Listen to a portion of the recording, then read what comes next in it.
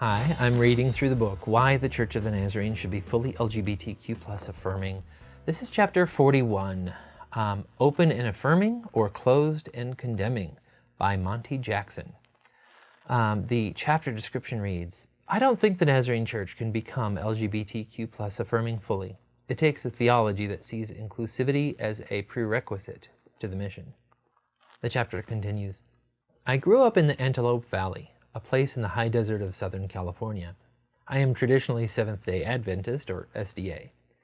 The SDA Church has over 21 million members worldwide, and in 2015, Pew Research found Seventh-day Adventists to be, quote, among the most racially and ethnically diverse American religious groups, where 37% are white, while 32% are black, 15% are Hispanic, 8% are Asian, and another 8% are another race or mixed race, end quote.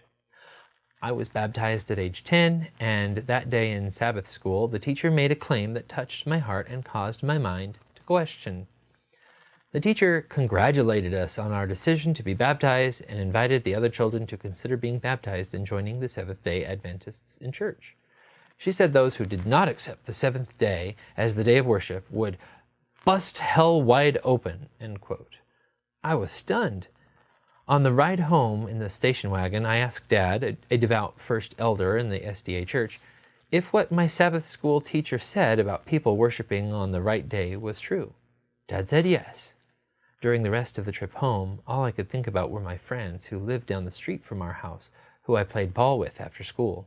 They were welcoming people. Their mom made the best lemonade and always invited us in. I questioned how a loving God could condemn these beautiful people for choosing the wrong day to honor and worship the deity. Before reaching our driveway, in my silent monologue with God, I said, God, if you would burn up my friends, then you can burn me up too. A God who would burn people for failing to choose and practice the Hebrew Sabbath law should be resisted. All earthlings should agree to revolt against any force or entity that thinks so little of the human.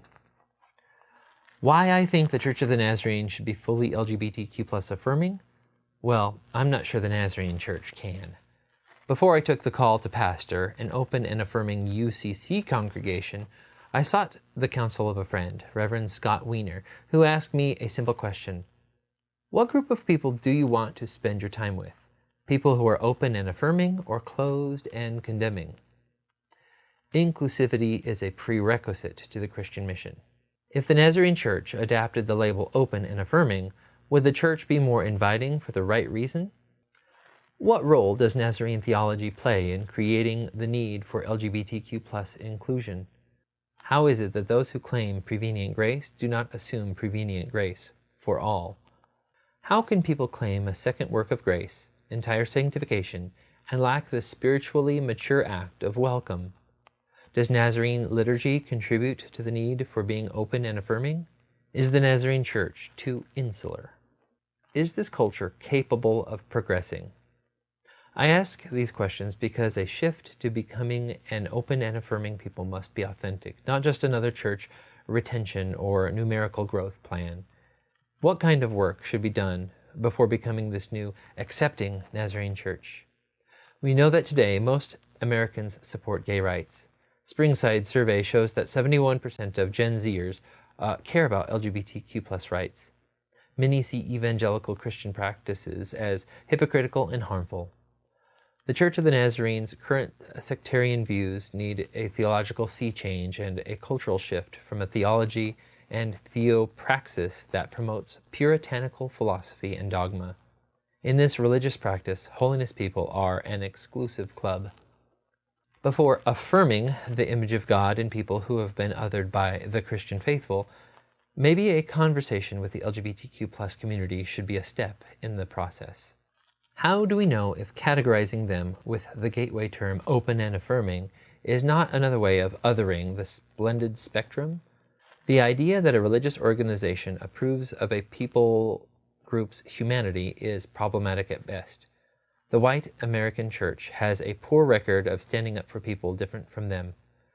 Remember, there was a period in the South that after church service on Sunday, the church picnic often ended with the hanging of enslaved black people.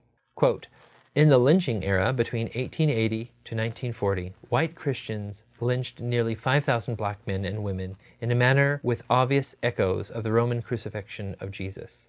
Yet these Christians did not see the irony or contradiction in their actions. End quote, by James H. Cone. Here is an example of how the Nazarene Church has been welcoming. In the late 90s, I was invited by Reverend James Bauman to be the worship pastor at Lewiston First Church of the Nazarene. I accepted the offer and moved from the Antelope Valley to the beautiful Lewis-Clark Valley in Lewiston, Idaho. Lewiston, Idaho, and Clarkston, Washington are divided by the lovely Snake River. Pastor Bauman's forward-thinking leadership invited an Afro-American who he thought was the right person to lead his all-white congregation in worship.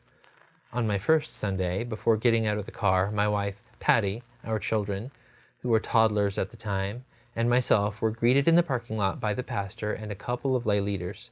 The police were there because someone shot the stained glass window out, and the church leadership were concerned for our safety. They wondered if I should lead worship that morning because there was concern that the stained glass shooting was racially motivated. Of course, that only made it clear to me that I was called to the right place at the right time. I sent my family home and led worship that morning with the covering of glory, with the fire of the Spirit, and we got off to a great beginning. Together we sang a song I wrote, "Keep the Glory Down," inspired by the primary founder of the Church of the Nazarene, Phineas F. Bresee. It should not take more than biblical truth to be an inclusive church. However, if it does, one of our early church fathers, St. Augustine, a bishop in a North African town called Hippo, spoke about two books. He believed that God gave us two books that revealed God to us. First, the book of nature, the natural world, and second, the book of Scripture, the Bible. These two books support one another, and Scripture and nature reveal the splendid spectrum of God's truth. Both show God's handiwork. The saving image of God resides in all humanity. I choose to be open, affirming, and relational. Reverend Monty Jackson, M.Div., is the pastor of Christ Church, Maplewood, UCC. He earned his Master of Divinity from Eden Theological Seminary. Jackson is an award-winning singer-songwriter, music arranger, and record producer. Well, Monty, thank you so much for your essay. It really speaks to your conviction that we need to worship a God worth worshiping. And if we don't have a cultural lens that puts God in a good light, we may need to change our glasses. So thank you so much.